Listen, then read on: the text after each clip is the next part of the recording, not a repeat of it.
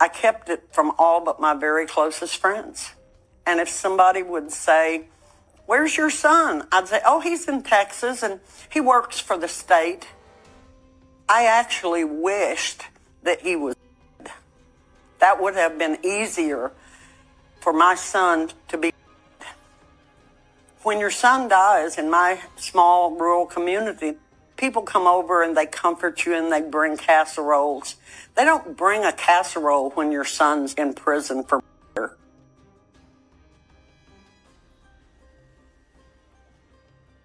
Not quite 15 years ago, I realized that my son was a psychopath and he hates me.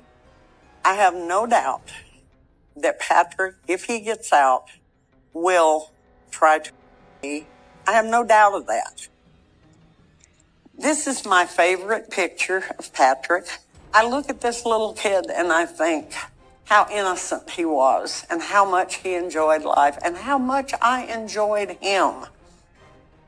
I was a single mom living in Arkansas with my two sons, Clay, who was the older, and Patrick, the younger. We used to call Patrick Little Peter Perfect behind his back. Patrick was the golden child for me because he was never any trouble. And when he began to change, it came out of left field. It shocked me. Is that Patrick? That is Patrick. I couldn't recognize him. It's been 12 years since I've seen Patrick. This is inmate 655687, but he's not recognizable to me as my son. That's a stranger. And it's not somebody that I really want to know. Can you show me the picture of Patrick as a baby with a little yellow ball? There's no resemblance. This was a perfectly innocent little baby. And this is Man that's a monster. He's Charlie Manson. I love that baby, but he's gone.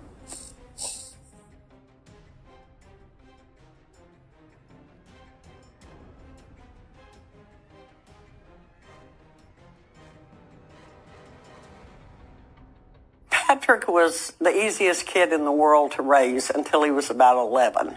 And that was when he started having problems. We were pretty poor. I was living on child support, and Patrick asked me for a Walkman, which was a in thing for kids to have at that time.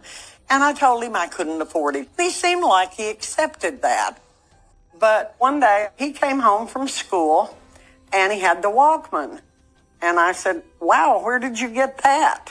And he said, "Oh, I borrowed it from somebody at school."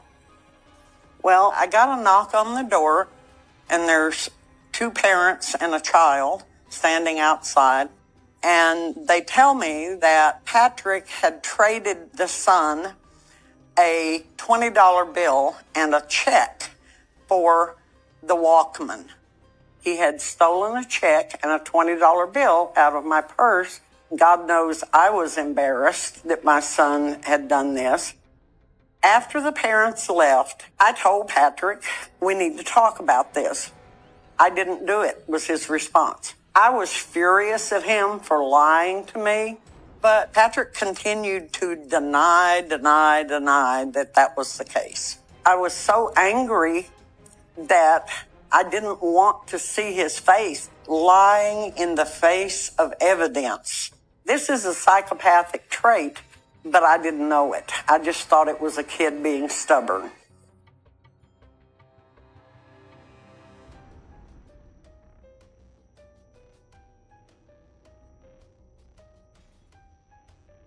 It was about 10 o'clock at night after I had spanked him and sent him to his room, and Clay went to bed. But then he came back out and told me that Patrick was gone, and I went into the room and the window was open. The screen had been knocked off of the window and Patrick was nowhere to be found. I was frantic, so I called 911. It turned out the county to look for him, and he was found about 7 miles away. When Patrick came home, he was still enraged and defiant. He was looking me straight in the eye with this stony glare. I'd never seen that expression on Patrick's face. That famous picture of Charlie Manson staring like Satan, that's the look. And among people who are familiar with psychopaths, we call it the look. And he said, you can't watch me 24 hours a day. I'll do it again, and you can't stop me. He would do what he wanted to do, and there was nothing in his mind that I could do about it. And that scared me to death because I knew he was telling the truth. I couldn't watch him 24 hours a day. I was in college. I was working part-time. And so I tried to figure out a way to control him. And so I took him out of public school, enrolled him in a private school. My son went to church with me 3 times a week. He was taught responsibility and truthfulness. After a while, he went back to being little Peter Perfect again. So it kind of passed over as far as I could see.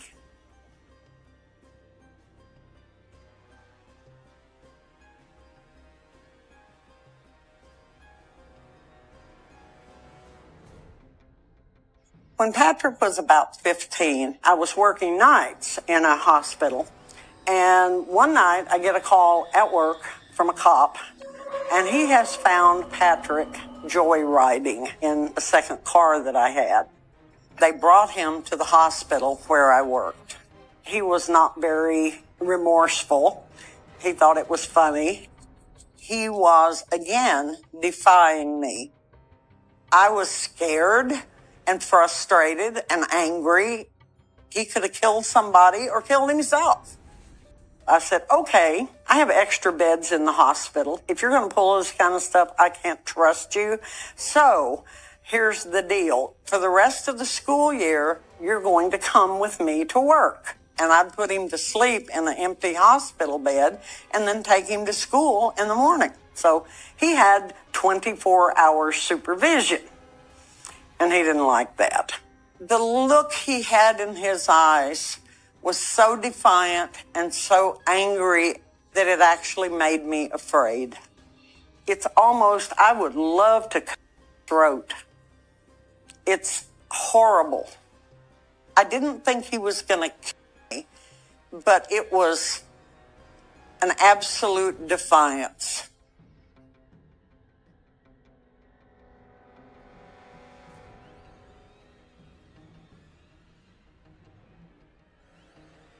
That summer, following the joyriding, I sent him and Clay to my parents. My dad was a school teacher. He was retired. So I wanted him to, over the summer, when I couldn't watch Patrick myself day and night, keep an eye on him.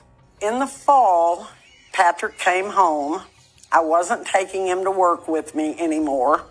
Things kind of went back to normal. And then he started roaming the streets at night.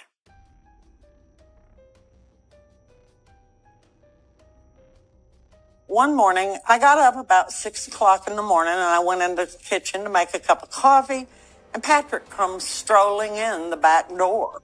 And he'd obviously been out all night.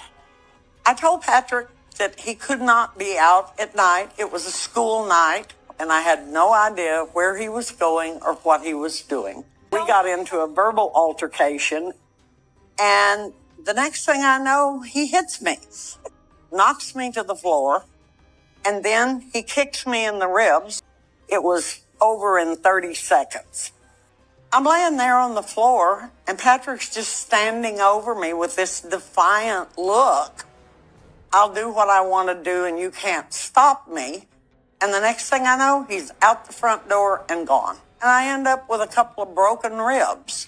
I just laid there for probably 5 minutes before I even tried to get up. But I didn't even really feel the physical pain. It was emotional pain that my son would hit me and kick me and then just stand there. After I was finally able to get up, I called the police and I turned him in for assault and runaway. I was trying to give Patrick consequences for his behavior, but my mother had taken him in to save him from the cops and getting him in trouble. She's going to take care of him, and he'll be a good boy at her house.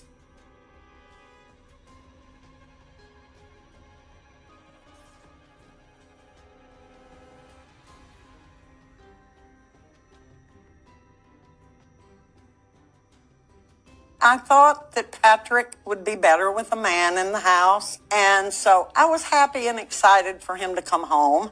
I actually thought things were okay. He was going to high school for his senior year, making decent grades, and I thought things were kind of hunky-dory.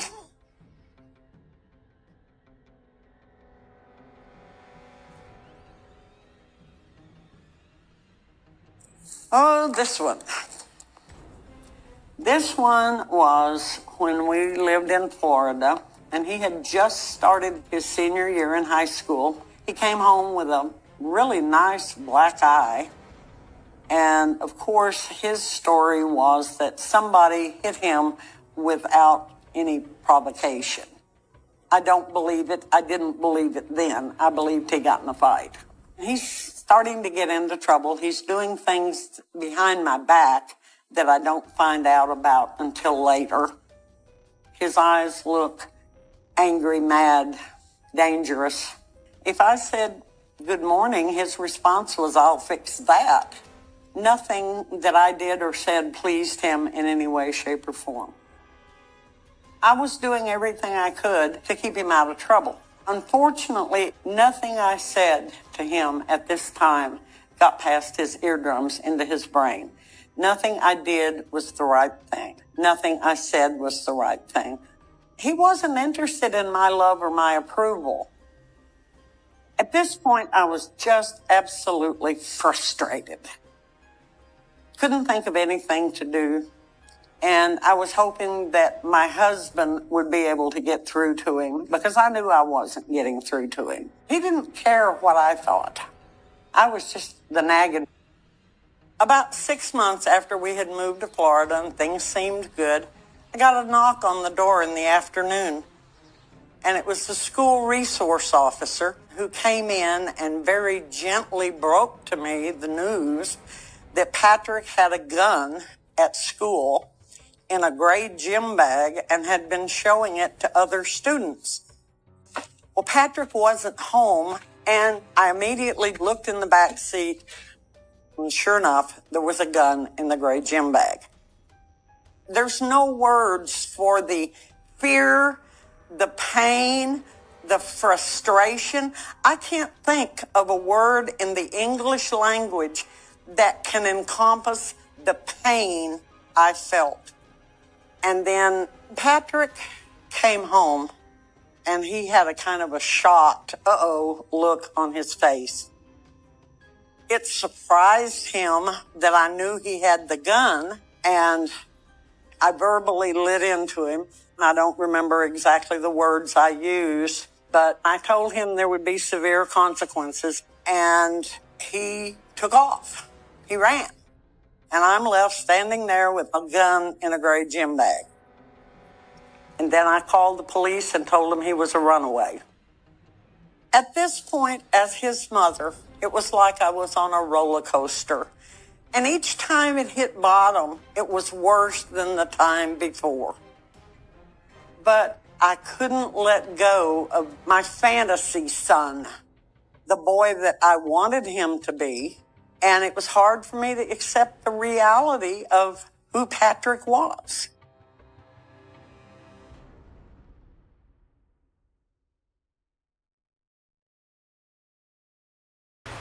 That night, he stole a motorcycle, and 2 days later, the police caught him and called me.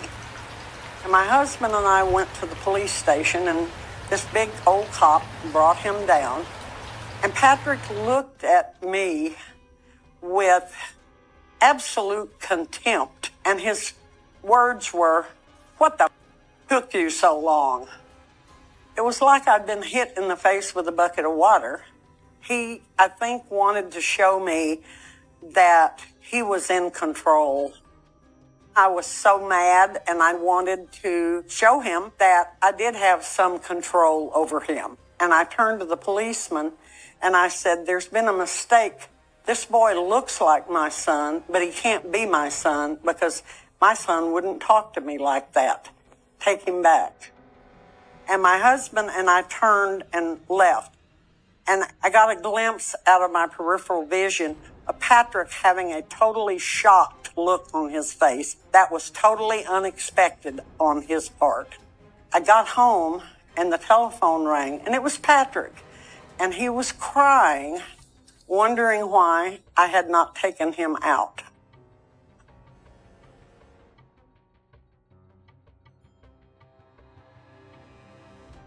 We went to court a few days later. He got probation, mandatory counseling, and a curfew. He wasn't 18, so they released him to me, and I brought him home. I was so tired of dealing with his things one after another that I almost didn't want to take him back. But I felt like I had to. I was his mother. It wasn't very long before he convinced his brother to rent an apartment for the two of them to move into. I knew that nothing good could come out of Patrick getting Clay to rent an apartment for the two of them. I knew that was a total disaster in the happening. I did my best to talk Clay out of renting the apartment, but Patrick talked him into it. And they moved out. I kept saying, oh, he's just a teenager and he'll grow up and be okay. I wanted to believe that Patrick would be okay. I stayed in denial.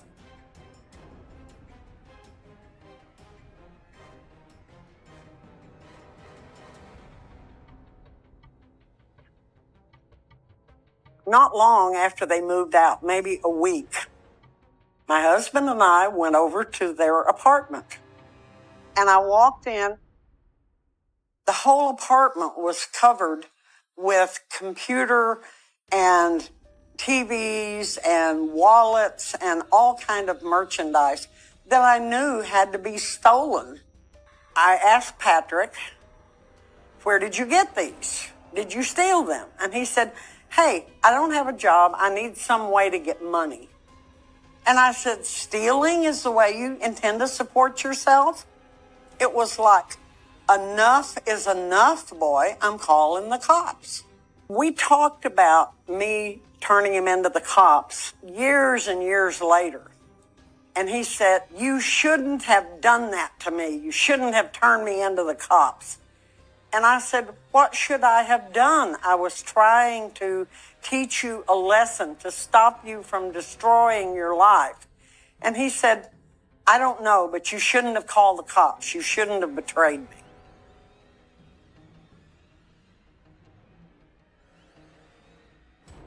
Now, this is his second arrest in Florida. But in Florida, unless a juvenile has murdered somebody, they will immediately release them to their parents. No bail, nothing, just release them. So about 2 or 3 days after he came home, I wake up one morning and Patrick's gone. The ankle monitor was laying on the floor. He cut it off. It was kind of like giving me the finger. He was showing me that I couldn't control him. He was going to do what he was going to do. I found out he'd stolen another motorcycle and gone to Texas. I had a sense of urgency. I knew that if he continued to do that when he turned 18, he was going to prison. He's going to have a criminal record. And I only had a few months to get through to him to calm it down. He was on the downhill slope on a bobsled, and I wanted to stop it before he hit a tree.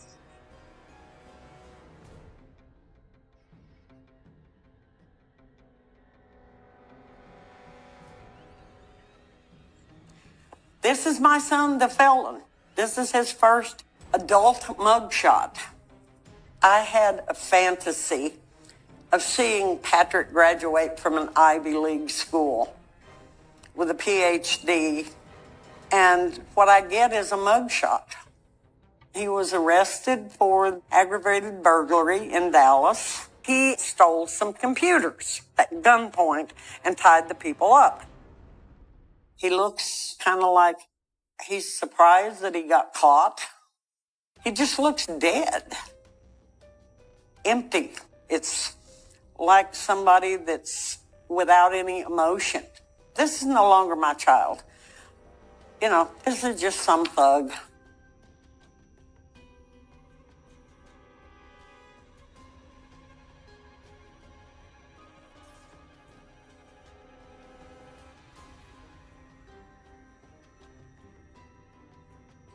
A few months after Patrick got out on parole, he came to visit us. He came in and he asked me, "Do you know why I didn't come home?" And he looked at me and said in a very hateful voice, "I didn't come home because I knew if I got into trouble, you would turn me into the cops." And I said, "You got that right, boy. Nothing has changed." He just kind of huffed and walked off. And basically that was the last I spoke to him that visit. I knew Patrick hated me, and there are no words to describe the feeling of having your child essentially spit in your eye. It knots up in my stomach. It goes up my spine. It comes out as tears. I can't explain the depth of the pain that I felt. And even now, talking about it will bring up fears and tears and pain.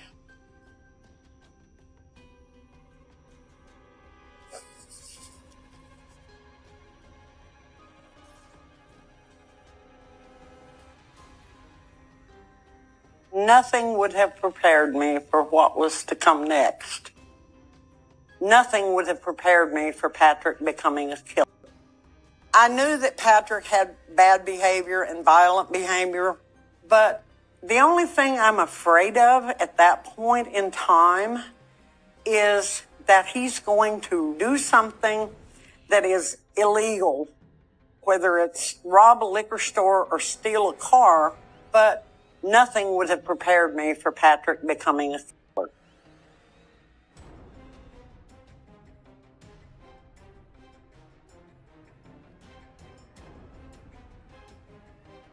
I picked up the phone, and it was a detective from Dallas telling me that my son Patrick had killed a girl. At that point, I melted down, totally melted down.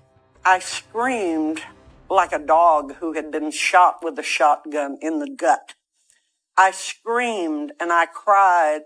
It was my worst fear. I was grief-stricken. I was in denial. I was in sadness. I was in anger. I felt every range of emotion that the human can feel.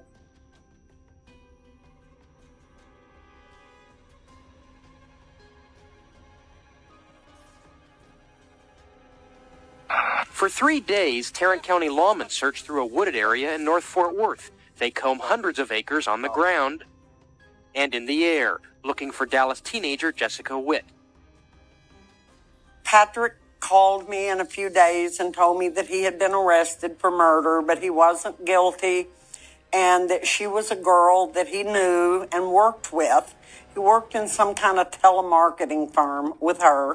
She was reported missing from her apartment in Northeast Dallas January 20th. Her parents say she left with a friend, and the parents say that friend told their daughter's roommate he killed Jessica. They didn't have Jessica's body. They didn't know where it was. And so I wanted to believe that he didn't do it, but I was afraid that he did.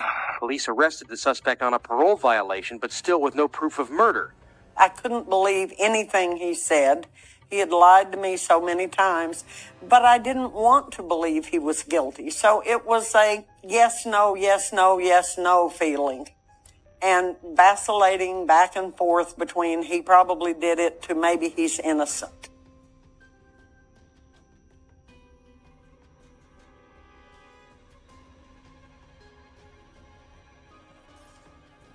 While he was in jail on parole violation, he called one of his ex-convict friends and told him where to find the body and to please go move it. The spot you're looking for is directly in line with the tower.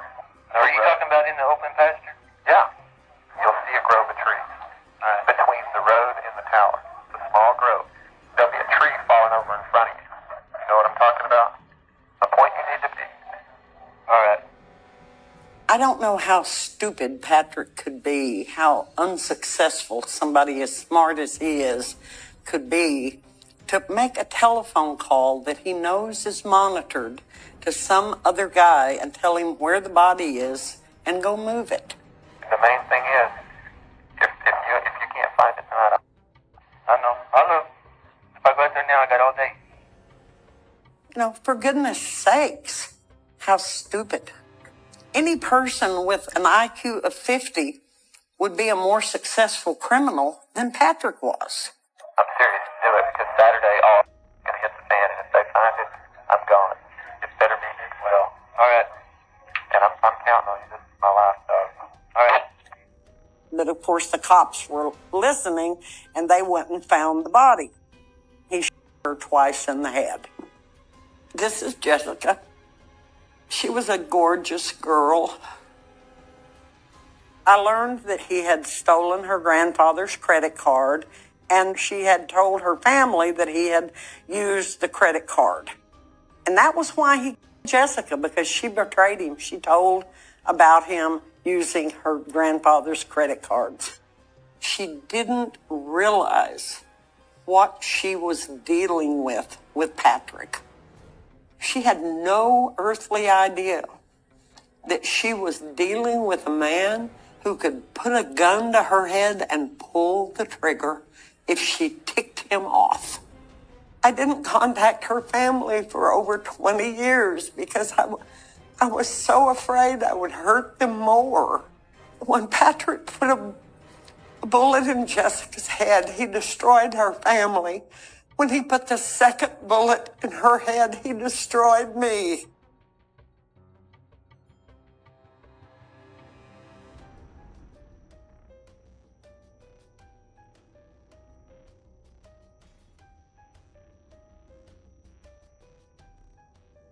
I was absolutely terrified that Patrick had sent this man to kill me. After Patrick was arrested, I went to visit him some. I wrote him every day. I tried to be supportive and hoped that he was innocent. I didn't want to know the truth. The truth was too painful to accept.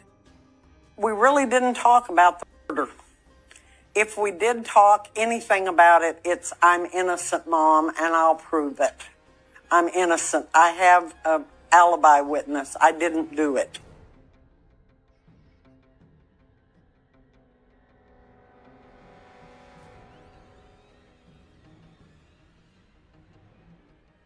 I was crazy in grief. The pain deepened. The shame deepened.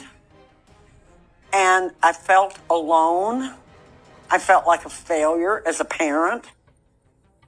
I would have drained every drop of my blood out of my body if that would have straightened Patrick out. I would have sold my soul to Satan. Anything to straighten Patrick out.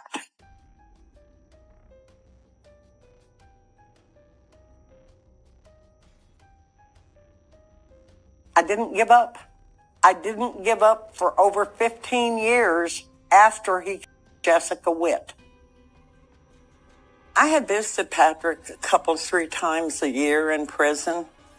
And in 2007, I went to visit, and he said, "You wouldn't like me very much if you knew the truth about my crime. It's worse than the cops know."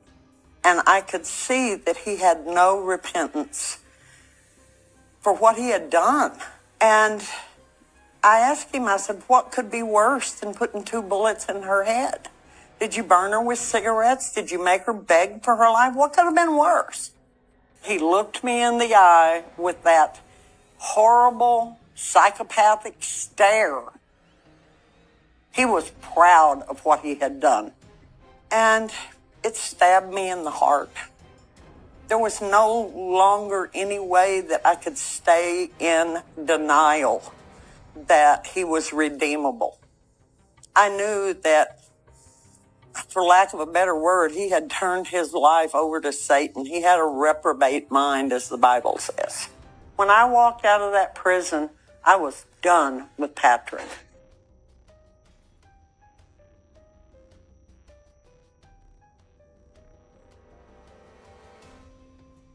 This is a letter from Patrick to me. Ultimately, you did this to me. So while before I was not your enemy at all, I am now. You don't like me, and I didn't and don't like you. Your spite seems to know no bounds, and that's fine because my patience and tenacity knows neither.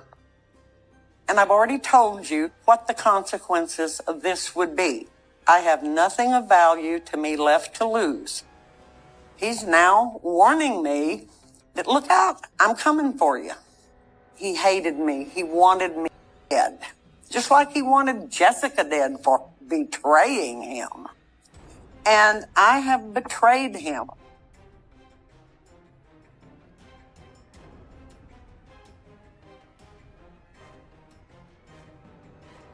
Years after Patrick went to prison, I get a call from a man who says he's looking for a small rental property. He heard that I had one. And after he moved into the house, the next thing I know, the phone lines were being cut, the water lines were being cut, and he starts to very vaguely threaten me. I was absolutely terrified. I find hundreds of letters from Patrick to this man telling him how to manipulate our family, and I dubbed him the Trojan horse. He was a former cellmate of Patrick's, and Patrick had sent him. So I went to the local sheriff, and he gets arrested, and he goes to jail. I firmly believe that the man was sent here to kill me. I can't prove that, but I believe it.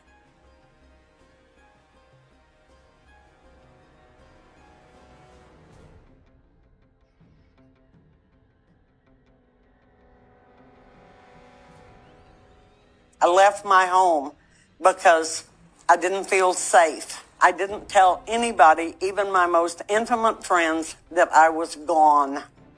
At this point in time in my life, I know that if Patrick can find somebody else to come to me, he will. That's my fear. I have a gun on every flat surface in my house. I have a 17 camera security system on my house. My son Clay lives in hiding, and I try not to live in terror, but to live in caution, because I don't want to die. I have no doubt that Patrick, if he gets out, will try to kill me. I have no doubt of that. And so Jessica's family and I decided to work together to keep Patrick behind bars. I don't think that Patrick should have been given life with the possibility of parole. I think he should have been given life without parole, or that he should have been executed. He has no compassion. And without compassion, you're not a human being. But I have managed to compartmentalize it and accept that the man in Texas is not my golden child. The little boy, he was so cute and so loved and so wonderful. In my mind, I buried that little boy. My son's dead. My little Patrick, my little Peter Perfect, is dead. And the man in Texas is a stranger. I don't know him. All I know is he is a psychopath and he hates me. He wants to hurt me. But he's not my son. My son is dead and buried. It's the only way I can handle it.